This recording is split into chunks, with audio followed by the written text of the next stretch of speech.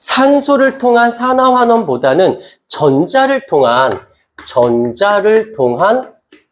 산화환원이 훨씬 절대적으로 훨씬 많이 나와요. 산소를 가지고 하는 것보단 전자를 가지고 하는 게 훨씬 더 많이 나오거든. 왠지를 보여줄게. 자, 보세요.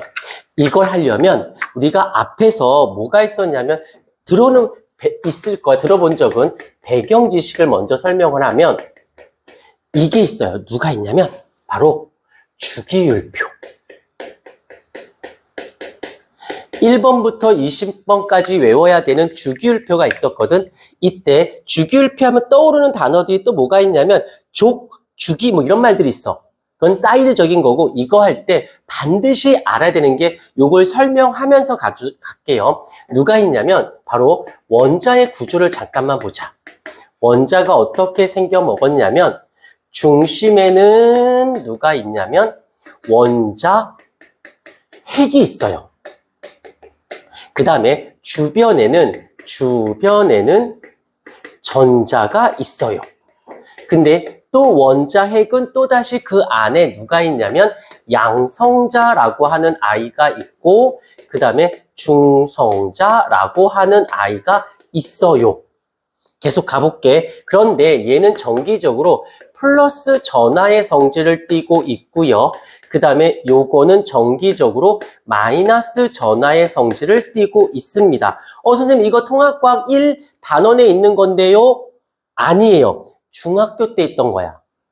중학교 때도 배우고 통합과학 1에서도 배우고 통합과학 2에서도 배우고 계속할게.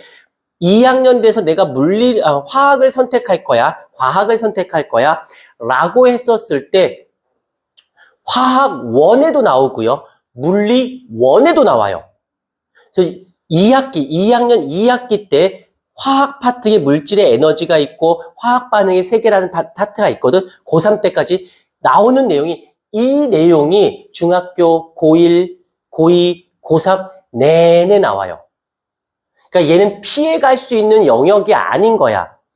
보통 우리 화학하는 선생들끼리 어떻게 예를 들자면 지금 요 내용들은 영어로 따지면 단어가 아니야. 알파벳 같은 애야.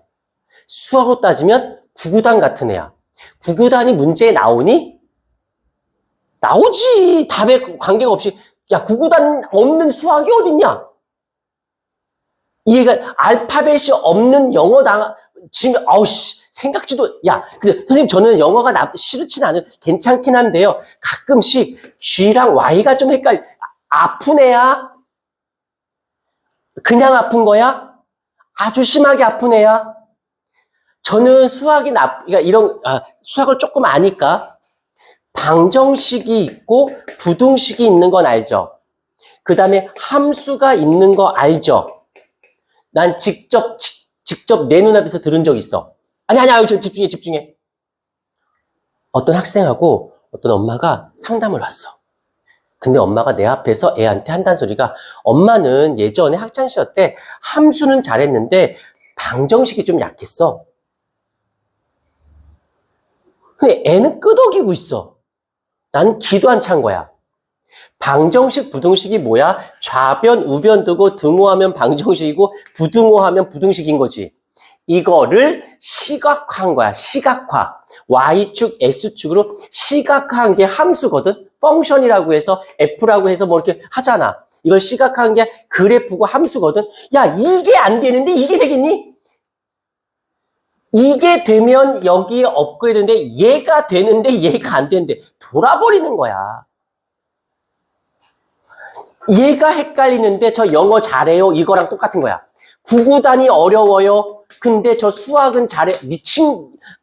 아픈 거야.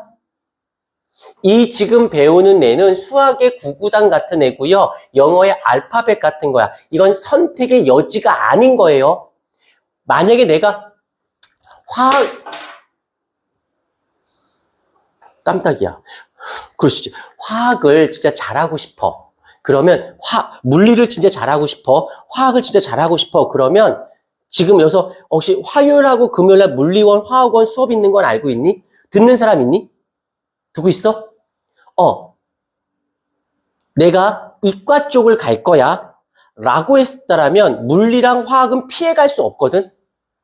이건 통합과학인데 이 화요일하고 금요일 하는 물리 원수업, 화학 원수업은 물리원, 화학원의 선행이 아니야. 물리의 전반, 물리의 중학교 고1, 고2, 고3 걸 다 설명해요.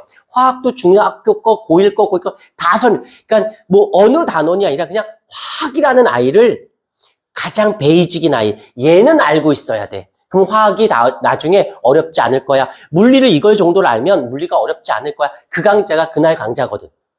얘는 선택이야. 근데 내가 문과 쪽을 갈 거야. 그래서 2학년 때 과학을 안 할 거야. 그러면 굳이 안 들으셔도 돼요.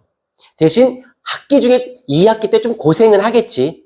왜냐하면 이 내용이 산화환원 얘하고 산과 염기 중화 반응이 2학기 통합과학 2의 가장 핵심이거든. 장담해. 혹시 이제 1학년 중에 고1 중에 그런 경험이 있을 거야. 1학기 때 뭐야 이게? 물리 원이 들어와 있고 화원이 있고 듣보잡 같은 문제들 본 적 있지? 학교에서는 그렇게 내요. 2학년 걸 끌고 내려오거든. 암튼 대단히 중요하다는 얘기를 좀 강조했어요. 할게요. 하던 얘기를 계속 할게. 자, 이렇게 됐어요. 그런데 이 원자라고 하는 아이는 전기적으로 어떤 상태냐면 중성인 상태야. 그런데 여기에 플러스 전하를 띠고 있는 애가 있고 마이너스 전하를 띠고 있는 애가 있는데 전체 값은 중성이야.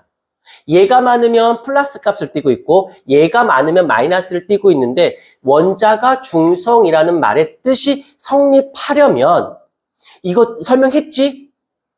화원 시간 때? 기억나? 까먹을 수도 있지. 조심해라. 자, 이 말은 양성자의 개수랑 전자의 개수가 같아. 플러스 전하를 띠고 있는 애와 마이너스 전하를 띠고 있는 애가 개수가 같아서 상쇄돼서 중성인 거지. 오케이. 여기 정도는 꼭 잡아놓고 가주셔야 돼요. 그런데 여기 있는 이 양성자의 개수를 그 원소의 고유한 번호로 지정합니다. 자, 예를 들게 학교에서 몇 번이야? 하필 진짜 이런 18번이야. 왜 너가 18번이야?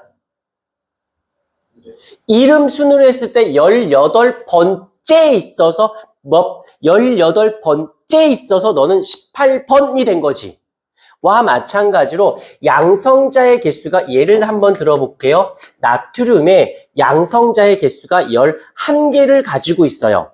그래서 얘를 뭐라고 불러? 요거를 줄여서 말이 기니까 양성자의 개수를 그 원소의 고유 번호를 얘를 줄여서 원자 번호라고 부를 거예요. 그러면 나트륨의 원자 번호는 11번이 되어진 겁니다. 그러면 원자 번호를 알면 양성자의 개수를 알게 되는 거겠지? 지금 일로 화살 표시가 왔어요. 그런데 요 아이를 쓱 끌고 들어가자. 그렇다는 말은 양성자의 개수가 11개면 원자 번호 11번이야 라는 말의 뜻은 얘는 전자의 개수도 몇 개였던 거야? 11개로 둘이 같아야 중성을 만들 거니까. 그러면 이 원자 번호라고 하는 것만 알면 양성자 수도 알고 전자의 개수도 알겠지. 이해가 됐습니까? 여기까지. 그런데 이런 경우가 생겨. 어떤 경우가 생기냐면 얘가 전자를 잃어요. 버려. 이제 여기서 나중에 이제 옥텟 규칙도 들어가면서 나오는데 그것까지는 너무 길어지니까 전자를 잃어요. 아니면 전자를 얻어요. 그러면 우리가 아까 잠깐 얘기했죠? 전자를 잃어버리면 뭐라고 했어? 산화 반응을 했어요 라고 하는 거고 전자를 얻었어요. 그러면 환원 반응이에요 라고 얘기를 하는데 배운 걸 연결시키는 거야. 전자를 잃었어. 둘이 같아야 되는데 전자를 잃었어. 그러면 양성자의 개수와 전자의 개수 중에서 상대적으로 얘가 더 많아진 거지. 전자가 나갔으니까. 여기서는 얘가 더 많은 거지. 그러면 중성이야, 중성이 아니야? 중성은 아니죠. 그러면 이렇게 전기적으로 중성이 아닌 상태. 말이 길어. 이온이라고 부르는 거예요.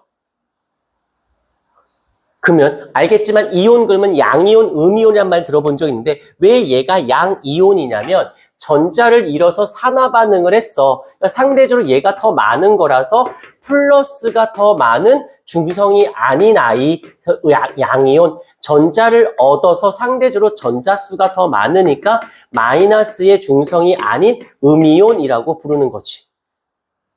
이게 따로 노는 게 아니라 연결되어 있는 거야. 연결돼서 같이 스토리를 만들어가는 거지. 화학, 초등학교 화학부터 대학교 화학까지. 참고로 난 우리 학원에서 대학생도 과외하고 있거든. 대학생인데 물리랑 화학을 부족해가지고 나한테 수업을 들어. 걔들 가리킬 때도 이건 벗어나진 않아요. 화학에서 얘는 벗어날 수는 없습니다. 이건 선택의 여지가 아니야. 알고 출발해야 되는 거야. 물론 원파트 반에서 좀 더 깊게 설명을 하는 거고 지금은 이제 너무 깊이 들어갈 수는 없으니까 요 정도는 알고 좀 있어 주십사 부탁을 드릴게요. 그러면 자연스럽게 나오는 거야. 자, 동그라미 치고 밑줄 그어줄까? 산화 동그라미 전자를 잃는 반응, 환원 전자를 얻는 반응까지 됐어요. 이쪽으로 와볼까요? 이쪽으로. 우리 주기율표 할 때 또 이런 걸 어디서 들어봤을 것 같은데 뭘 들어봤냐면 금속 원소. 그 다음에 비금속 원소. 듣기만 해. 금속 원소는 뭐냐면 전자를 잃어버리고 싶은 아이야. 잃어버리고 싶어. 근데 아직 잃진 않았어. 그래서 전자를 잃었어. 그럼 얘가 뭐가 된 거야? 양이온이 된 거다라고 얘기를 해요. 전자를 잃었으니까. 비금속은 금속이 아니야 라는 뜻으로서 얘는 음이온이 되어집니다.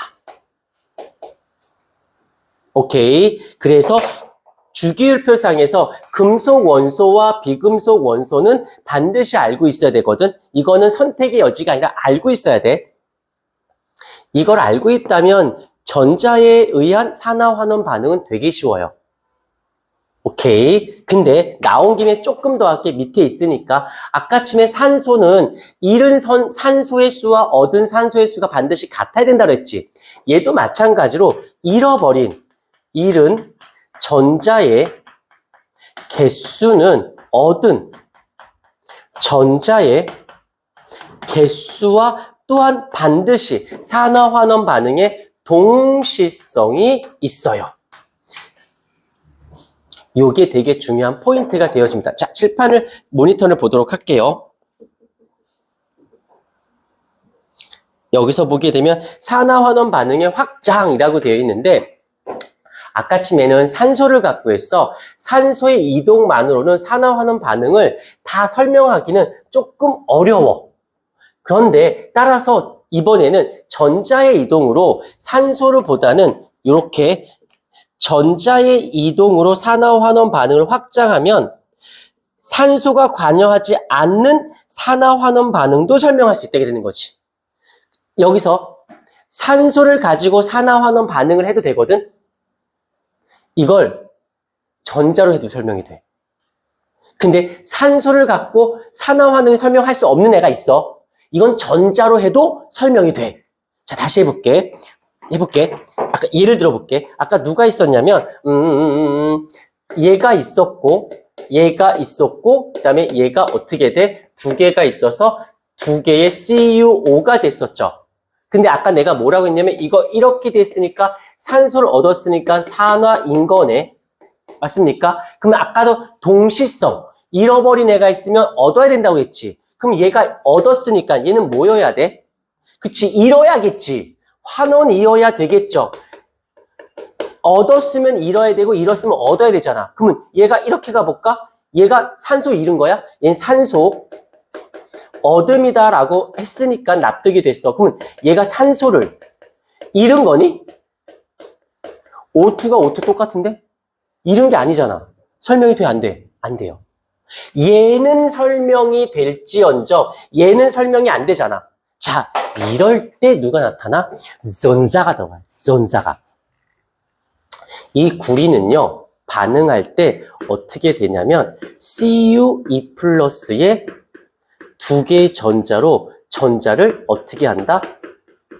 잃어요. 얘가 금속이기 때문에 성질이야. 산소가 아까 이 산소는 어떻게 되냐면 요 하나가 두 개의 전자를 얻어서 O2-가 돼요. 근데 얘가 혼자 있어, 둘이 있어? 둘이 있으니까 그런 애가 하나 더 있어줘야 되지 않을까? 이렇게? 아까 뭐라고 했어? 잃은 전자의 수는 얻은 전자의 수와 같아야 된다고 그랬지. 얘가 몇 개 필요해? 4개가 필요하지. 근데 얘 혼자서는 두 개밖에 못 주니까 이런 애가 하나 더 있어주는 거야. 그래서 얘가 그래서 얘가 돼요. 얘가 돼요. 그리고 봤더니 얘가 두 개가 있어요. 두 개의 CU2 플러스가 있고 두 개의 OE-가 있어서 오케이 두 개 CU5가 되면 여기서 전자를 잃었네. 여기서 전자 어둠이 되었네. 그러면 산화, 환원이 설명이 다 되잖아. 산소 갖고는 설명이 안 되지만 전자를 갖고는 다 설명되죠. 이해됐습니까? 그렇다면 자, 여기서 너희가 선생님이야. 산소 갖고 문제 낼래요? 전자 갖고 문제 낼래요? 당연히 전자 갖고 내겠지? 왜? 전자를 갖고 낸다라는 건 앞에 부분인 얘도 같이 출제했다는 뜻이야. 그러면 한 문제에 여기 있는 개념과 여기 있는 개념을 다 끌고 들어오는 걸 너희들은 싫겠지만 선생님 입장에서는 한 문제에 여러 개념을 끼워 넣는 걸 좋아해요. 이유가 선생님이 변태여서? 아니야. 선생님은 그 과목을 전공한 사람이잖아. 그럼 대학교 때 그걸 4년 내내 배웠을 거야. 그럼 그 사람이 중고등학교 때 과학을 싫어했을까? 좋아했을까? 좋아했겠지. 그 과학에 박학다식해. 다 보면 다 알아. 모르는 척을 다 알아. 아, 이렇게 요거 내는 거보다 한 문제 얘 끌고 와서 한 문제 내버릴 거야. 그러면 선생님 입장에 그게 되게 자연스러운 거야. 너희들이 싫은 거지. 이래서 내가 뭐라고 해? 출제자의 의도 파악하는 게 중요합니다라고 해. 선생님이 뭔 생각으로 내는지를 알아야 내가 문제를 풀 수 있지. 이쁘게 필기 좀 부탁드립니다.